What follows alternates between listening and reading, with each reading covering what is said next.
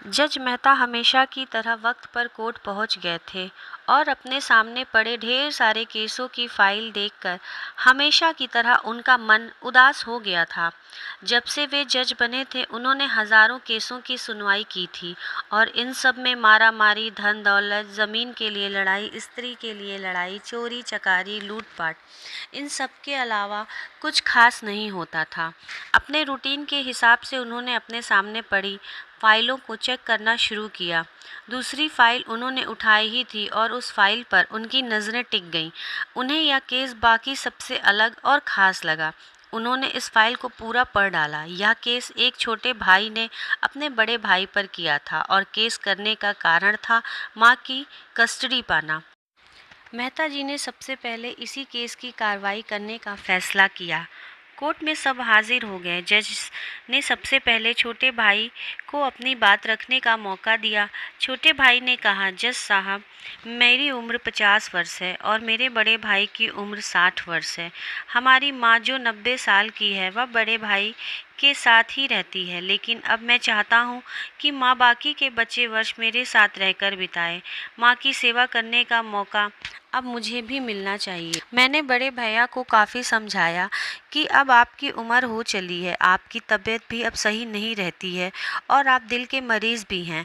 मैं अभी स्वस्थ हूँ, इसलिए बेहतर यही होगा कि माँ की सेवा करने का मौका अब मुझे दिया जाए।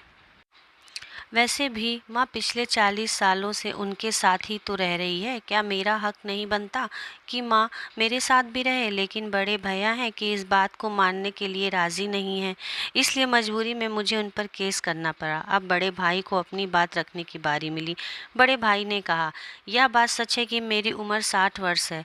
यह बात भी सच है कि अब मेरी सेहत पहले जैसी नहीं रहती, लेकिन उतना ही सच यह भी है कि मैं सिर्फ ज़िंदा रह पा रहा हूँ तो इसलिए कि मेरी माँ मेरे पास है। मेरी सेहत कितनी भी ख़राब हो, चाहे ज़िंदगी नर्क जैसी हो, लेकिन माँ पास होने की वजह से मेरी तकलीफ़ों भरी ज़िंदगी स्वर्ग बन जाती है। जज साहब जज साहब, आप ही बताइए, मैं माँ को अपने से दूर कैसे होने दे सकता हूँ? जज ने बड़े भाई से कहा कि तुम खुद कहते हो कि तुम्हारी सेहत अच्छी नहीं रहती, तो भला तुम कैसे अपनी माँ की देखभाल अच्छे से कर पाओगे? या भी तो सोचो। बड़े भाई ने कहा, मैं अपनी माँ की बड़ी अच्छे से देखभाल करता हूँ। अपने माँ से आप माँ से पूछ भी सकते हैं। खुद कहे कि उन्हें मेरे साथ नहीं रहना तो आप बेशक उन्हें मेरे भाई के साथ भेज दीजिए। जज को यह बात ठीक लगी और उन्होंने माँ को अदालत में बुलाने का फैसला किया। 90 साल की बूढ़ी माँ बड़ी कमज़ोर थी और वे जैसे तैसे व्हील चेयर में अदालत आई। जज साहब ने उन्हें उनका फैसला पूछा तो माँ ने कहा, मेरे लिए यह दोनों ही बच्चे समान हैं। किसी एक का पक्ष लेकर दूसरे को नाराज़ नहीं कर सकती। आप तो जज हैं, आप तो ऐसे फैसले हमेशा लेते हैं। आप जो फैसला लेंगे वह मेरे लिए आखिरी फैसला होगा। मैं चुपचाप उसे मान लूँगी। जज साहब बहुत परेशान हो गए। उन्होंने अपनी पूरी ज़िंदगी में ऐसा अनोखा केस कभी नहीं देखा था। हमेशा दो भाई आप अपने माता पिता को एक दूसरे पर थोपते थे। एक कहता था तुम रखो तो दूसरा कहता था तुम रखो। जज का आश्चर्य तब और भी ज़्यादा बढ़ गया जब उन्हें यह पता चला कि माँ के पास दोनों बेटों को वसीयत में देने के लिए एक फूटी कौड़ी भी नहीं थी। बड़े सोच विचार करने के बाद जज ने फैसला किया कि माँ को अब छोटे भाई को सौंप देना चाहिए। यह फैसला सुनते ही बड़ा भाई ज़मीन पर बैठ पड़ा और फूट फूट कर रोने लगा।